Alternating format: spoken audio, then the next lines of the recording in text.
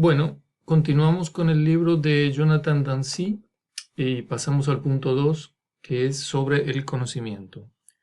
Como ustedes ya saben, algunos ítems determinantes ya los vimos en la introducción, en ese pequeño documento, texto que yo les preparé sobre el tema. Y bueno, aquí vamos a avanzar con un poquito más de precisión. Bueno, aquí dice claramente, fíjense ustedes, estoy en la página 39, ¿no es cierto?, que el análisis tradicional del conocimiento, alrededor del cual gira todo el trabajo reciente al respecto, define el conocimiento como creencia verdadera justificada, ¿no es cierto? Esto no es una sorpresa para ustedes, ya lo habíamos visto, ¿no es cierto? Conocimiento como creencia verdadera justificada. Por lo tanto, mantiene lo siguiente, ¿no es cierto? Hay tres elementos que entran en juego aquí.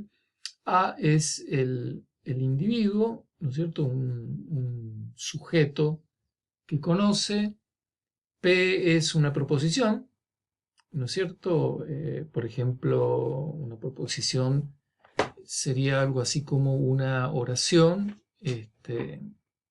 que de manera categórica y afirmativa enuncia un contenido informativo que se considera verdadero. No sé, por ejemplo, de cualquiera de las ciencias, decir A es B, ¿no es cierto? O todos los S son P, o eh, los metales se dilatan con el calor, o el ácido clorhídrico reacciona con el hidróxido de sodio, o la luz se divide este, en diferentes frecuencias lumínicas. Bueno, afirmaciones que vienen de la ciencia y también de las ciencias humanas y de las ciencias, por ejemplo, P podría ser el por mencionar un ejemplo este, difícil, por ejemplo, P podría ser el tercero excluido, el principio tercero excluido, o sea que no es el caso que P y no P, ¿no es cierto? Que phi no phi. Ese podría ser P aquí. Muy bien, entonces tenemos lo siguiente. A sabe que P, sí, solo sí. Tenemos P, A cree que P y la creencia de A de que P está justificada, ¿no es cierto? Es decir, esta fórmula principalmente, inicialmente, así presentada como está aquí, ¿no es cierto?, separa las creencias de el conocimiento, ¿no es cierto? ¿En qué sentido? Así general e inicial. Bueno, en el sentido de que ustedes pueden creer lo que quieran, pero la fórmula esta dice que si ustedes quieren hablar de conocimiento, eso en lo que creen, deben justificarlo, ¿no es cierto? Deben justificar esa creencia, a eso me refiero, ¿no es cierto? Debe ser una creencia justificada. En otros ámbitos, una creencia puede no necesariamente requerir de la justificación. Y naturalmente lo que varía aquí respecto de distintos campos disciplinares o de distintos,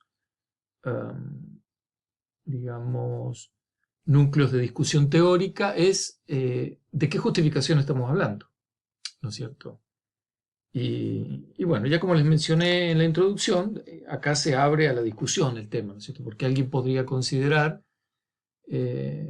la palabra de una autoridad religiosa o científica como la justificación final de algo y punto, ¿no es cierto? Entonces él dice que tal cosa es conocimiento porque lo dijo tal persona, ¿no es cierto? Bueno, ese sería un modo, después otros ubican la justificación en otro lado. Eso es lo que se abre aquí a la discusión. Veamos más en detalle entonces esta presentación que está aquí, ¿no es cierto? Lo vuelvo a repetir. Aquí dice lo siguiente, que A sabe que P, sí, solo sí. Tenemos P, tenemos que A cree que P y tenemos que la creencia de que de que P está justificada, ¿no es cierto? Entonces, ¿qué dice lo primero? Bueno, el punto 1, acá dice claramente es estipulativo, ¿no es cierto? Si A sabe que P es verdadera, ¿no es cierto? Y se representa con esta fórmula. Esto sería lo que corresponde a 1. Si A sabe que P, entonces P es verdadera. P es verdadera. ¿No es cierto?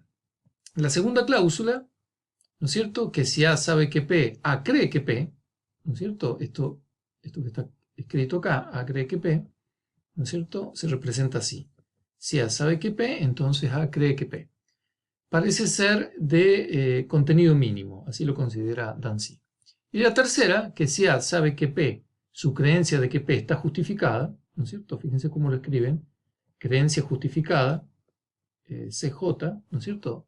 Acá dice entonces, si A sabe que P, A tiene una creencia justificada de P. Y esto trata de evitar que cuente como conocimiento cualquier acierto casual, ¿no es cierto? Como verán ustedes, eh, esta definición puede ser entendida como una reacción al escéptico, sobre todo a los contraejemplos que propone Gettier, que vamos a ver ahora en detalle, ¿no es cierto? Entonces, contra esos casos posibles de escepticismo que está pensado esta fórmula tripartita inicialmente, ¿no es cierto? Después vamos a ver que recibe muchas críticas. ¿Y cuál es el acierto casual? Bueno, de que casualmente hayamos acertado con esto, pero que en realidad haya sido solo por casualidad. Muy bien, presenta aquí Dancy una situación interesante que me gustaría que ustedes tengan en cuenta, y hay una pregunta en el cuestionario al respecto, y es la siguiente, ¿no? Respecto de la cláusula 3 y respecto 1 y 3, la relación entre 1 y 3. Claro, porque fíjense que el punto de partida acá es que P es verdadera. Entonces uno dice, bueno, pero si para que A sepa que P se tiene que dar primero que P es verdadera, bueno, siendo P verdadera, ¿no tengo ya la justificación ahí para mi creencia? Si P es verdadera y A cree que P, listo, ya, ¿para qué necesito una justificación si el punto de partida es que P es verdadera? Entonces, la cuestión está aquí dada, ¿no es cierto? Dice él aquí del siguiente modo, estoy siempre en 39 abajo. Normalmente una creencia, dice él, no está justificada por el mero hecho de ser verdadera. Es decir, que yo podría tener proposiciones verdaderas, creer en ellas, pero sin embargo no tener una justificación. Entonces él da un ejemplo muy interesante aquí que reenvía a la casualidad y el azar, que es tomar decisiones con una moneda.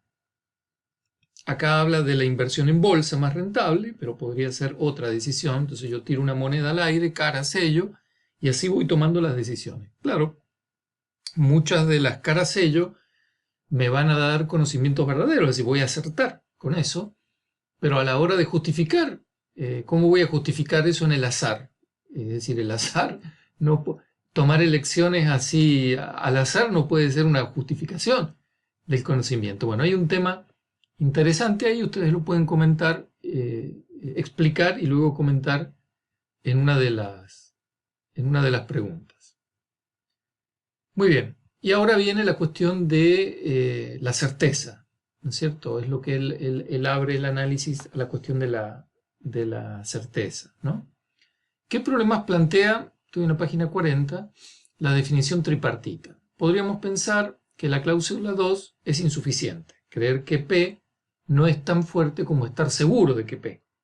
Y para saber, no basta con creer, uno debe estar seguro que P. ¿No es cierto? El mejor motivo para introducir la certeza en nuestro análisis del conocimiento radica en que muy a menudo tenemos razón al vacilar respecto de nuestras pretensiones de conocimiento cuando no estamos seguros.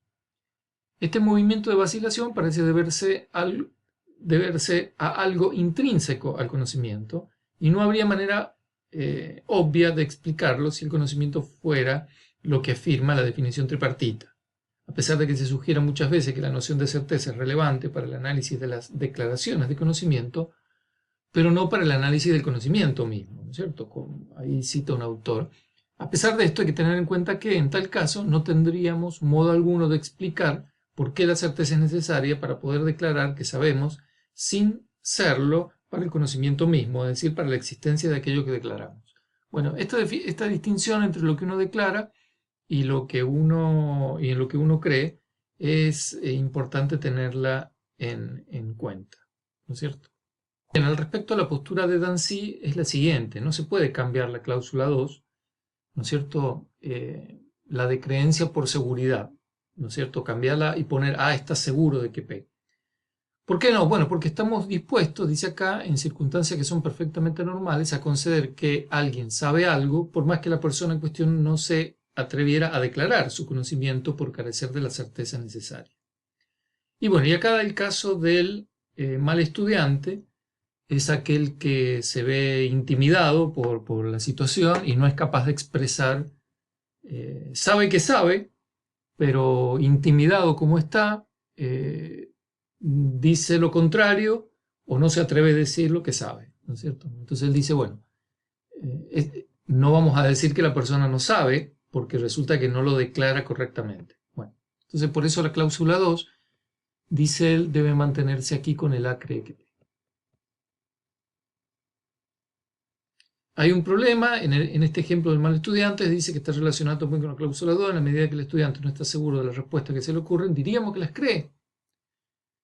Bueno, si no vamos con sumo cuidado, este tipo de ejemplos contra el requisito de la certeza puede hacernos perder la condición de la creencia que tratábamos de salvar. Bueno, es una situación interesante porque alguien sabiendo que sabe, pero temiendo decirlo, entonces uno puede plantearle, bueno, pero ¿usted realmente cree en lo que sabe? Da la idea aquí de que las ciencias cognitivas y la psicología tienen algo que decir. Bueno, muy bien, planteado así el esquema, veamos ahora los contraejemplos de Gettier. Todo esto siempre se enlaza con lo que ya desarrollamos sobre el escepticismo, ¿no es cierto? Entonces veamos este ejemplo de Gettier que es muy interesante, ¿no es cierto? Hay una persona que está mirando la televisión y, ¿no es cierto? Henry es la final masculina del torneo de Wimbledon y McEnroe está venciendo a Connor por 2-1 y con punto de partido en el tercero. McEnroe gana este punto, Henry cree justificadamente estas dos que están acá. Es decir, Henry cree justificadamente, eso es lo que vamos a retener, y cree justificadamente estas dos que están acá, ¿no es cierto?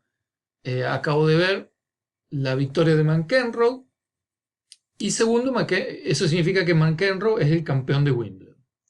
Sin embargo, lo que ha sucedido es que las cámaras instaladas en Wimbledon se han estropeado y lo que muestra la pantalla es una grabación del partido del año anterior, ¿no? Claro, entonces lo que él cree que está viendo en realidad es otra cosa. Pero lo curioso de esto, ya van a ver cómo continúa, es que lo que él está viendo del año anterior coincide con lo que acaba de pasar este año. Es decir, nuevamente McEnroe gana y nuevamente McEnroe es campeón de Wimbledon. Es decir, que el conocimiento final que va a tener Henry sobre lo que pasó es verdadero, o sea, porque acierta, pero resulta que acierta sobre bases o justificaciones que no son las correctas, porque él no lo sabe, pero sin embargo acierta, ¿no? Entonces, ¿qué pasa? ¿Se puede hablar de conocimiento? Bueno, Gettier aumentó que estos casos muestran que el análisis tripartito es insuficiente. Es posible que alguien no sepa algo, aunque se satisfagan las tres cláusulas pertinentes, es decir, que P sea verdadero, que el sujeto lo crea y que tenga una justificación. Gettier no pone en cuestión ninguna de las tres cláusulas, concede que individualmente son necesarias y se limita a argumentar que no son suficientes, es decir, que hace falta algo más en ello. ¿Se dan cuenta? Es decir, que se darían las tres cláusulas, pero resulta que no se puede hablar de conocimiento porque naturalmente este sujeto cree estar justificado pues, en lo que está viendo en la televisión, pero en realidad lo que está viendo no es correcto. Pero uno podría atacarlo y decirle, mira, te voy a mostrar que lo que viste no es lo correcto, mostrándote que la conclusión a la que llegaste no es verdadera. Pero resulta que termina siendo verdadero porque coincide con la realidad. Entonces, nuevamente, lo de la casualidad se presenta acá en este ejemplo de Gettier. Entonces, la conclusión más determinante de Gettier es que la tripartita no funciona, porque son necesarias pero no son suficientes, da la impresión de que hace falta algún elemento más. Veamos cómo continúa esto en el siguiente tutorial.